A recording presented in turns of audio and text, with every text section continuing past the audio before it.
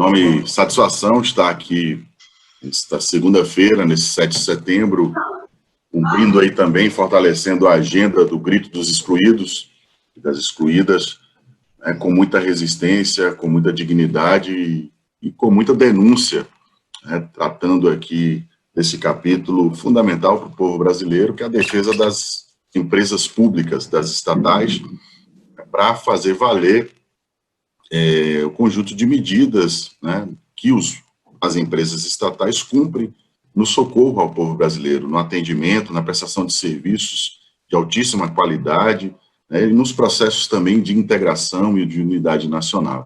O capítulo da soberania nacional, ele é matéria bruta e condensada que é sentida pelo povo brasileiro quando a gente toca nessas variáveis infelizes que colocam mais de 30 milhões de brasileiras e brasileiros amargando desemprego e outros tantos desalentados e desalentadas. Capítulo duríssimo que ceifa das nossas juventudes o direito à educação de qualidade, que ceifa das nossas juventudes o direito a sonhar e ter dignidade. Então, para tratar de todas essas questões complexas, mas ao mesmo tempo tão diretas e impactantes na vida do povo, que é fruto, é importante dizer, das opções que o governo Bolsonaro, ou melhor, o desgoverno Bolsonaro, alinhado a uma política extremamente e exclusivamente financista, retira do povo quaisquer possibilidade de desenvolvimento. Então, a forma como a política econômica desse governo entrega empresas estratégicas como os Correios, Banco do Brasil, Caixa Econômica e Petrobras precisa ser denunciada, trazida para este fórum e levadas a todos os cantos para que a população brasileira entenda esse jogo, que é um jogo, né, em que todos veem assim seu futuro e seu presente sequestrado por meio de uma política entreguista, por meio de uma política que não respeita o povo brasileiro, não respeita a dignidade desse país chamado Brasil. Então, para tratar de tudo isso hoje, nós estamos aqui. Hoje é um dia importante, né, comemorado no nosso país, o Dia da Independência, e muitos de nós ainda estamos procurando a independência, né, lutando para tê-la, né. Então, isso é um dia importante para todos nós como trabalhadores, e as minhas considerações aqui, ela vai no sentido da luta nossa de classe, né, e da greve dos trabalhadores dos Correios, né, que já vai entrar na 4ª semana de greve, e os trabalhadores com muita disposição de lutar, de fazer acontecer e não deixar que retire seus direitos. E fizemos um movimento importante nesses últimos dias, como ocupação em vários estados, né? Na região de Campinas, em Indaiatuba, com companheiros de vários sindicatos, na Bahia, né, um movimento muito grande, em Brasília, Paraná, vários lugares do país, assim, os trabalhadores estão dando um gás maior nessa greve. Cada dia mais a gente precisa fazer isso para a gente poder aí tentar fazer toda essa discussão, porque você tem um governo que não negocia e a gente vê, né, que tem um isolamento também em relação aos Correios, né, porque o governo Bolsonaro ele tem um ataque muito grande aos Correios, né, e às outras empresas públicas, mas a primeira bola da vez que está aí é os Correios, né. Eu sei que a gente observa assim e parabeniza os bancários por ter fechado acordos, os petroleiros, mas tem um processo de isolamento nosso de trabalhadores dos Correios, e é importante o trabalhador, nesse primeiro momento que nos assiste, também observar essa leitura. Ou a gente engrossa o caldo da greve, ou a gente vai para cima mais ainda, com mais energia, com mais força, e fazendo o que é necessário fazer para garantir a greve, a gente pode estar fadado aí a um insucesso. Então, essa 4ª semana da greve, é importante que todos recarreguem as energias e que nós possamos, nesse momento do país que vive vários ataques à classe trabalhadora, a gente poder dobrar o governo aí a negociar conosco e a gente sair sem perder nada do que tem sido tirado nosso. Nesse cenário que a gente vive, um 7 de setembro, hoje dia do grito dos excluídos e tantas outras coisas que acontecem no nosso país, mas a gente vê que a política pública, a política social, os direitos sociais eles estão se acabando. Então, é importante que a gente, como categoria aqui organizada hoje, promovendo esse debate, a gente possa expandir esse debate para demais categorias, da necessidade da classe trabalhadora se unir e da gente fazer um grande movimento de rua, respeitando toda essa questão da Covid, denunciar o que está acontecendo conosco nas ruas. Então, dizer que, assim, né, numa data tão simbólica como a de hoje, que a gente comemora o Dia da Independência, é muito ruim você ter um governo que implanta uma política totalmente contrária do que se esperava, né, até de um governo militar, que seria a defesa da nossa soberania. Então, é uma política que ela não é só privatista, ela é desnacionalista, é desnacionalizar todo o patrimônio público que foi construído com investimento público, né, investimento do povo, e entregar aí ao capitalismo, principalmente estrangeiro. Então, você pegar empresas tão importantes para o desenvolvimento do país, como é a Petrobras, os Correios e os bancos públicos, né, dentre outras, que fazem parte da soberania, né? Qual país que quer ser respeitado como nação entrega suas matrizes energéticas, entrega a sua comunicação? Então, é absurdo o que hoje está sendo implementado por esse governo. E aí nós, trabalhadores dos Correios, como o Rivaldo colocou aí, estamos nessa luta, né, que é sim por direitos, porque a direção da empresa, juntamente com esse governo, quer retirar tudo que foi conquistado pela nossa categoria ao longo dos anos, em acordos anteriores, mas é também uma luta contra a privatização, né? Pela manutenção dos nossos empregos, mas porque nós sabemos também o que significa os Correios para a população. Empresa que presta um papel social, que tem importância também dentro da questão econômica e que, se for privatizada, vai aí gerar muito prejuízo. Então, assim, finalizar, dizer que a gente enfrenta esse período de pandemia, e a qual os Correios têm um papel muito importante, entregou respiradores, testes, né? E quando a gente encontrar aí uma vacina, vai ser os Correios que vai garantir a logística para que a gente tenha toda a população imunizada. Infelizmente, no dia 7 de setembro, um dia em que a história contada pelos que venceram, ou pelos que nos oprimem e nos oprimiram, dizem que é o dia da independência, mas, na verdade, nós ainda temos um país que, infelizmente, muito por conta do governo Bolsonaro, eleito em 2018, que se coloca como subserviente e subalterno, principalmente ao imperialismo norte-americano. Nos governos tanto do Lula quanto da Dilma, nós tínhamos um Brasil que vinha, sim, fortalecendo a sua soberania nacional, ao ponto de influenciar em relações exteriores que mudaram a cara, por exemplo, de países na África. Fizemos o Brasil ser respeitado internacionalmente, tanto na Europa quanto também aqui nas Américas. Um Brasil que utilizou-se principalmente das suas empresas públicas e estatais para fomentar o desenvolvimento industrial, regional, social e fortalecer a soberania nacional, principalmente a partir das empresas públicas estatais.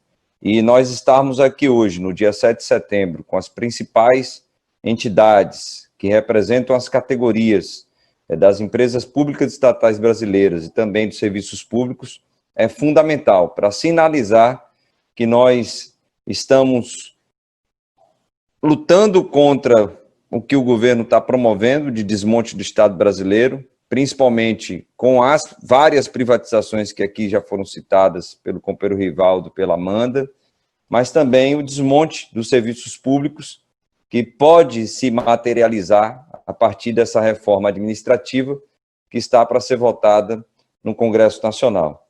Algo que tenham colocado em diversos fóruns é a necessidade de nós termos uma luta específica contra as privatizações das empresas públicas estatais e contra o desmonte do Estado brasileiro, sem a contaminação das nossas pautas corporativas que nos levam a, como aqui coloquei, a focar energia, esforço, recursos a tratar esses temas. É óbvio que a retirada de direitos ela vem também para pavimentar o processo de desmonte e privatização. Mas, sabiamente, o que é que fez o governo federal nesse ano? E aqui citou o companheiro Rivaldo, tratou de uma forma diferenciada a negociação com os bancários. Bancárias tem tratado de uma forma diferenciada agora com nós, petroleiros e petroleiras. Da mesma maneira, pelo que a gente acompanha dos eletricitários e eletricitárias, não é diferente e tenta massacrar os trabalhadores e trabalhadoras dos Correios e Telégrafos. Ou seja, tenta nos dividir. E as pautas corporativas, elas nos dividem, não tem jeito. Pelo pragmatismo das categorias, elas irão querer resolver os seus problemas, aquele problema que atinge na pele. Então, o tema da privatização, em algum momento, nós que aqui estamos, precisaremos juntar forças dessas categorias, que são categorias organizadas, que estão sob sérias ameaças para nós enfrentarmos o governo Bolsonaro. Sem isso, nós não conseguiremos barrar a reforma administrativa, sem isso, nós não conseguiremos barrar os processos de desmonte e privatização das empresas públicas estatais. Sozinhos, fazendo lutas à parte a respeito da privatização, nós não conseguiremos êxito. Então, precisamos, como aqui já foi citado pelo Rivaldo principalmente, trazer ou levar esse debate para as centrais sindicais, que já estão discutindo isso, mas que isso se materialize num grande movimento contra os males que aqui estão acontecendo. Então, nesse sentido, Cleito, mais uma vez, a gente da FUP agradece a oportunidade de estar aqui, é um momento riquíssimo. No pleno dia 7 de setembro, nós estamos aqui dizendo que a soberania nacional ela precisa ser defendida, não somente pelos dirigentes sindicais que aqui estão, não somente pelas categorias que aqui estão representadas, mas pela sociedade brasileira. Uma grande campanha nacional, num grande movimento nacional que precisa começar aqui, entre nós, trabalhadores e trabalhadoras das empresas públicas estatais e dos serviços públicos que estão sendo massacrados. E nós, quando observamos o setor privado, um exército de reserva de mais de 40 milhões de brasileiros e brasileiras sem emprego, é óbvio que é uma dificuldade imensa em mobilizar esses setores. Mas esse setor aqui, organizado, mobilizado, da forma que sempre foi, poderá sim enfrentar o desmonte do Estado brasileiro. Então, a FUP, Cleiton, aqui participa e está presente nessa luta e iremos, sem dúvida alguma, construir esse movimento e essa luta contra o desmonte do nosso país. Essa é a nossa caminhada e não tenho dúvida que hoje a gente lança essa pedra fundamental, reforça esse tijolo nessa construção, né? Sobre essas questões que são, como disse, questões concretas, né? Então, os desdobramentos de uma opção política anacrônica, né, entreguista, ela é sentida, né, pela população por meio da ausência das políticas públicas, por meio dos índices elevadíssimos de desemprego, dialogando com arte aqui, porque a arte é necessária também para nos inspirar e fortalecer nessa caminhada.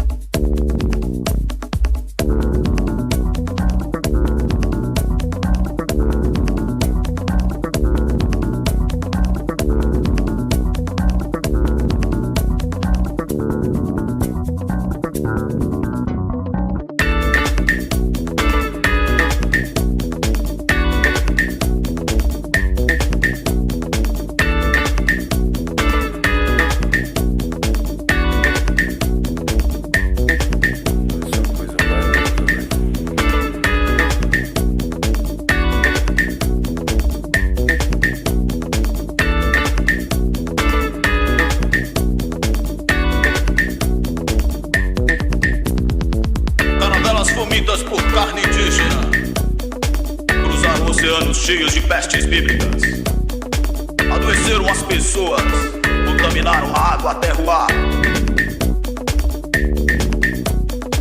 Heranças vazias, bancos insaciáveis, civilização contra indígenas, civilização contra a natureza, Quando a gente vai contar a nossa história, pai, a gente conta a história deles.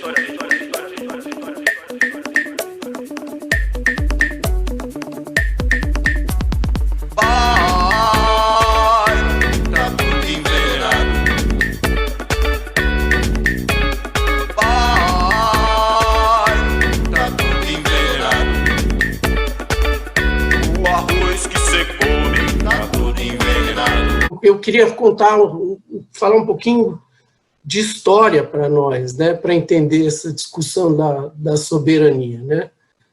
O que é a soberania nacional, né, que vocês estão colocando em discussão, né? Acho que há diversos debates sobre isso, mas fundamentalmente é trazer para dentro do território, né, de um país, o centro das decisões estratégicas, né, sobre o desenvolvimento nacional e, sobretudo, trazer para dentro do país esse centro de decisões estratégicas a partir da maioria do interesse da população, né? Se a gente olhar para a nossa história, nós vamos ver que nós tivemos poucos momentos assim, né? Nós tivemos momentos... como nós sabemos, nós vamos completar 2 séculos da independência do Brasil, daqui a 2 anos, em 2022, e nós tivemos momentos esparsos na nossa história, na década de 30, numa parte do primeiro governo Vargas, depois nós tivemos no segundo governo Vargas, onde você vai constituindo as grandes empresas públicas e estatais, né?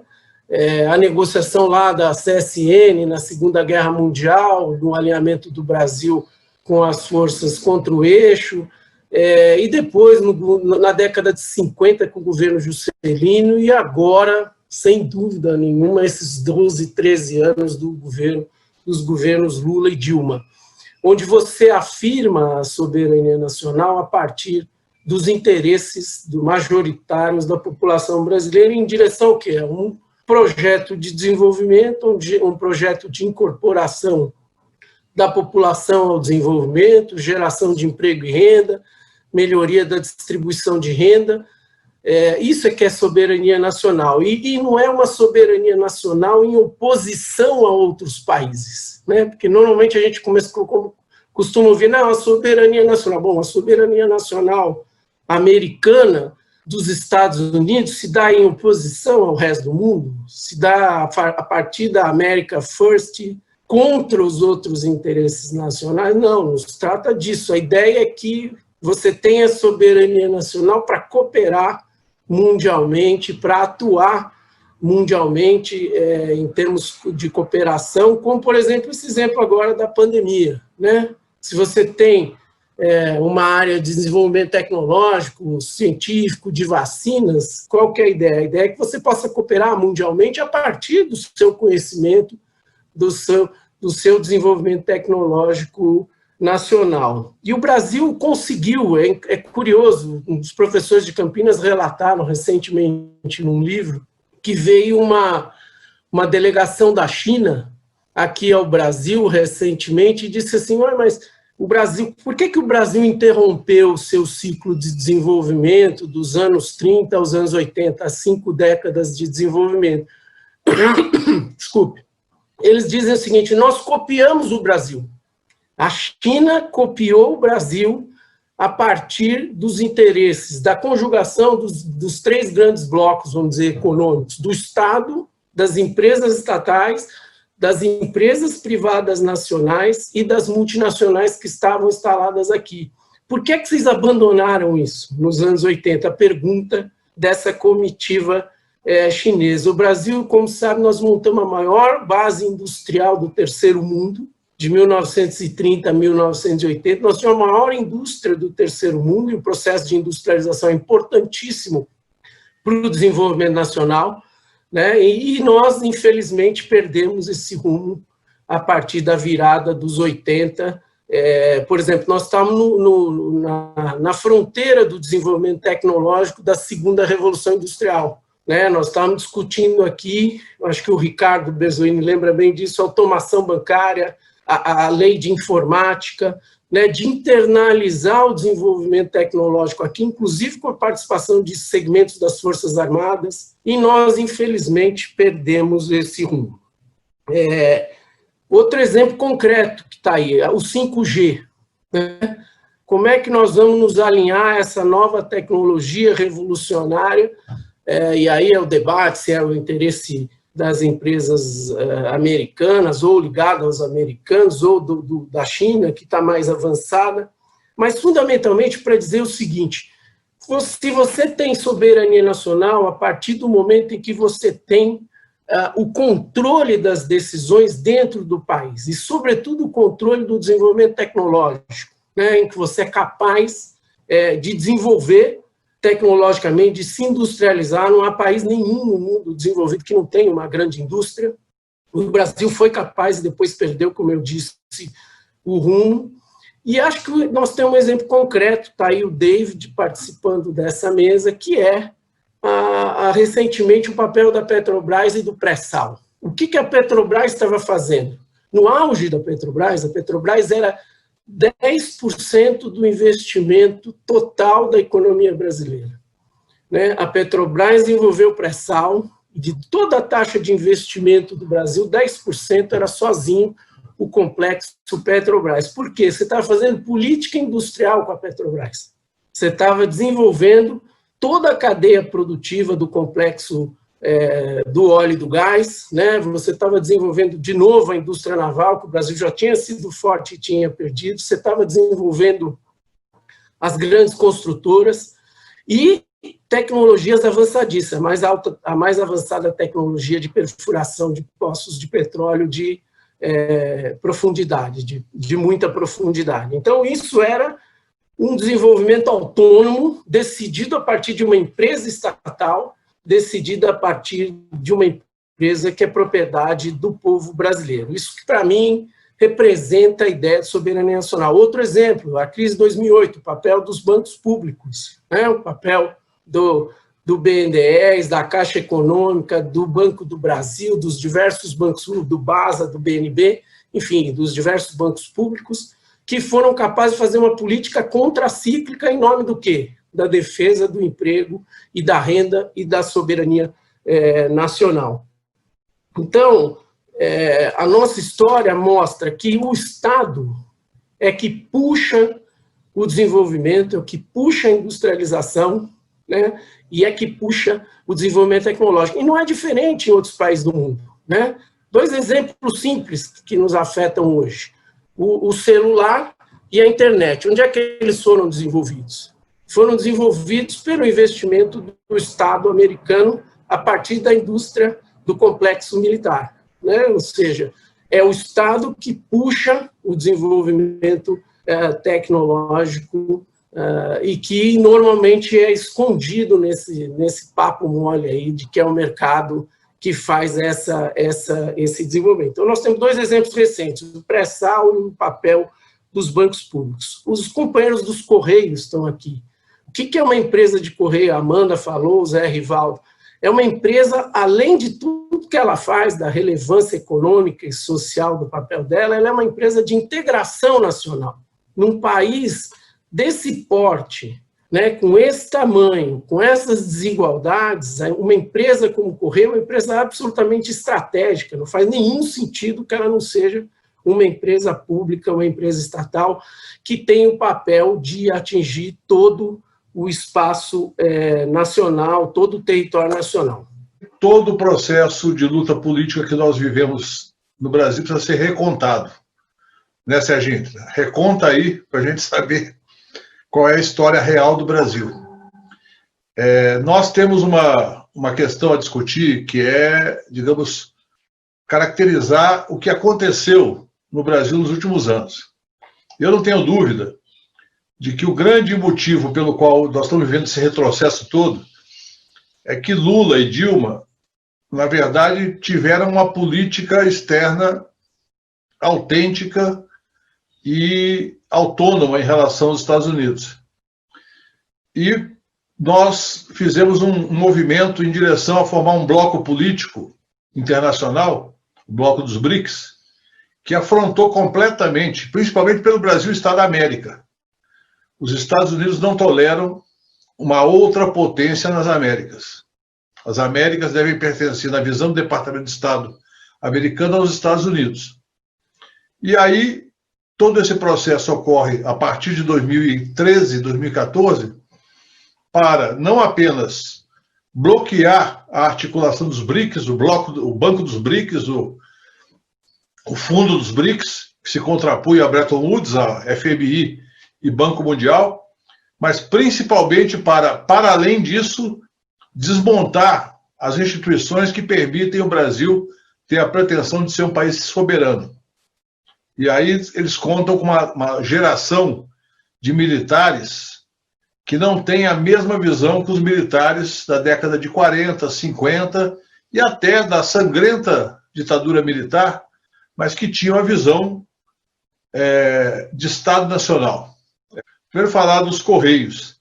Os Correios, nós estávamos discutindo em 2015, quando eu passei pelo Ministério das Comunicações, um breve período, em função da crise política, eu tive que voltar ao Palácio do Planalto, mas nós estávamos discutindo com a Huawei um acordo de cooperação onde os bancos chineses e a Huawei colocariam à disposição do Brasil um volume grande de bilhões de dólares para colocar fibra ótica em todo o território nacional e antenas de grande capacidade também em todo o território nacional.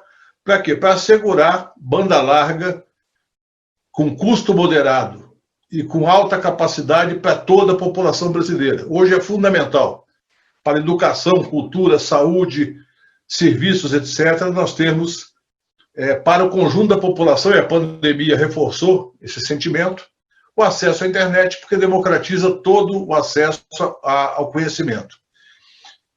No setor de petróleo, que o David está aí para reforçar essa questão, no setor de petróleo, a Petrobras, esta semana, anunciou que 70% de todo o petróleo nacional vem do pré-sal.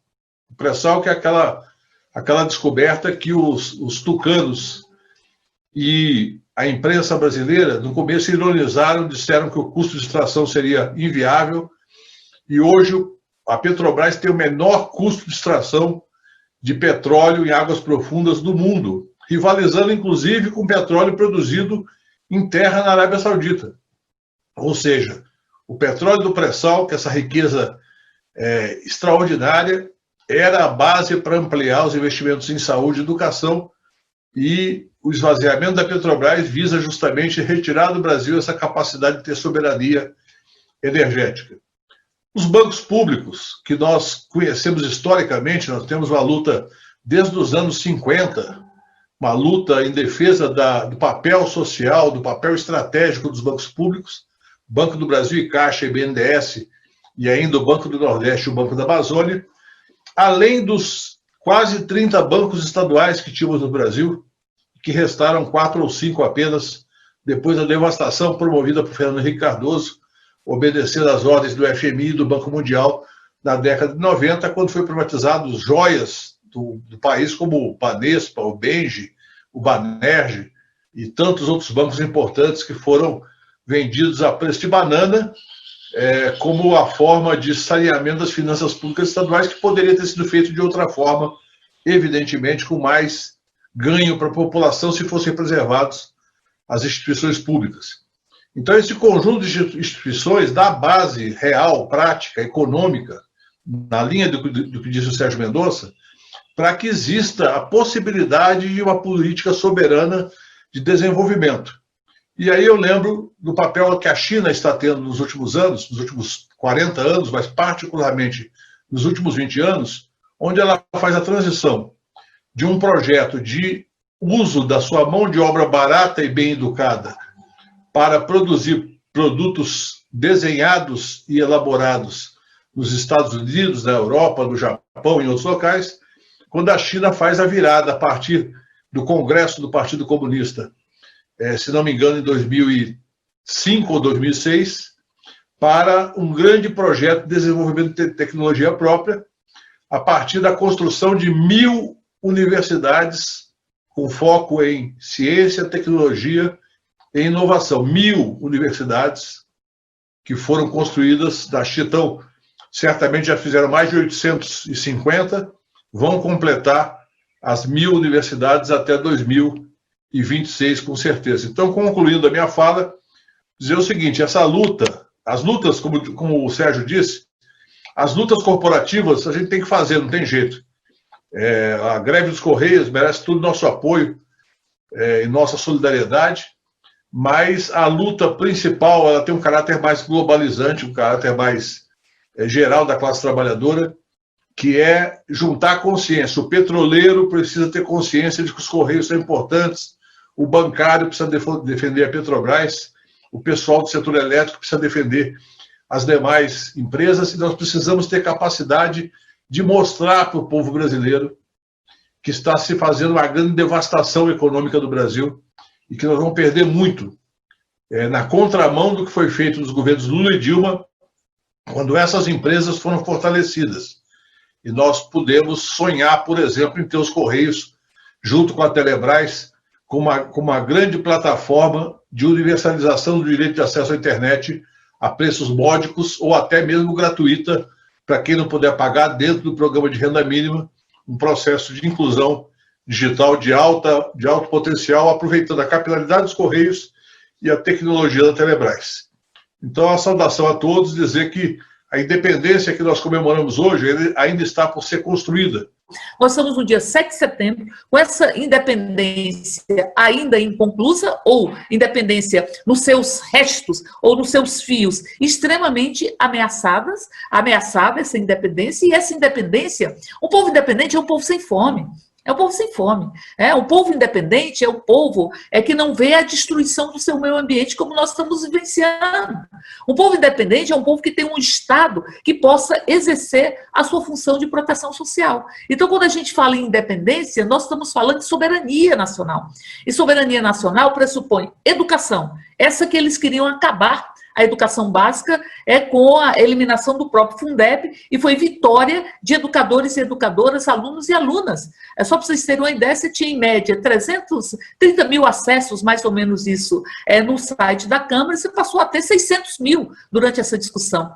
Houve uma verdadeira revolução, as pessoas se colocaram em movimento e começaram a protestar, e os deputados e deputadas tiveram que se curvar à pressão da própria sociedade contra a intenção do governo, que seria praticamente acabar o Fundeb. Então, a educação é importante para a soberania. O meio ambiente é importante para a soberania. Como é que a gente pode achar que a Amazônia ardendo em chamas, que nós possamos dizer e bater no peito que esse país é um país soberano?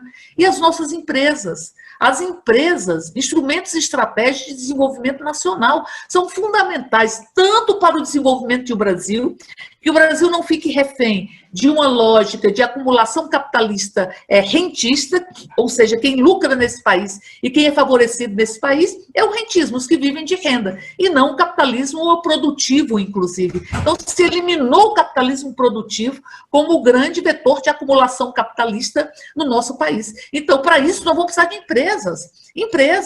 Como você tem um capitalismo rentista que não produz, você não precisa de crédito.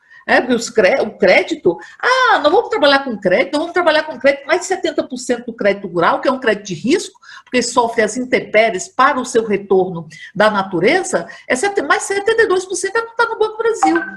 Na Caixa, nós vamos ter 80% do crédito imobiliário. O crédito imobiliário de baixa renda, você atinge mais de 90%. Então, o que nós estamos vendo? Que para você ter um projeto de desenvolvimento nacional, você precisa de empresas, você precisa da energia que chega em todo canto nesse país. A Eletrobras é fundamental para eliminar as desigualdades regionais. E para poder, no segmento que tem lucro, ela poder fazer com que aquele lucro, que é o subsídio cruzado, vá para o segmento que não tem lucro.